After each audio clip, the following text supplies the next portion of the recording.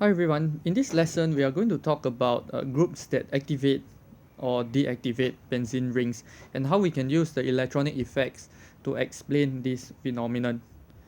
So I think if you take a look at your data booklet, you will have realized that both the hydroxyl group, right, and this halogen is able to act as 2,4 directing groups for the benzene ring, right? So that's because it contains a lone pair of electrons that can be pushed into the ring, all right, via resonance. Okay, and at the same time, all right, we know that the hydroxyl group is activating while the bromine atom, all right, is deactivating. So how do we how do we explain this, right? So we have understood that by via resonance, the lone pair of electrons directly connected, all right, will be will donate. Sorry, the lone pair of electrons will be donated into the ring via the resonance effect, all right, and so it both of them should be activating the ring. But on the other hand, we also know that carbon is less electronegative than this oxygen atom.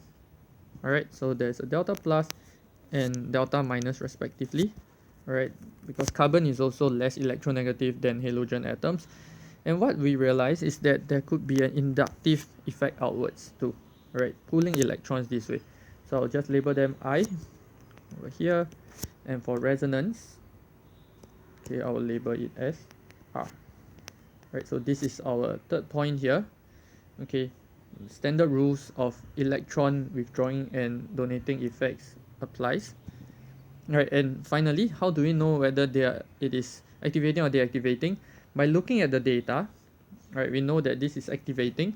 Therefore, we know that the resonance effect beats the inductive effect. All right, so the donate resonance electron donating effect outweighs the withdrawing effect via inductive effect. On the other hand, it is the other one will be deactivated, all right, and it shows that the inductive effect is greater than the resonance effect, right? That's because the both of them are competing with one another. Okay, so now we can see that using this idea of both inductive effect and resonance effect can help us to understand and explain why a substituent is ring activating or whether it is ring deactivating.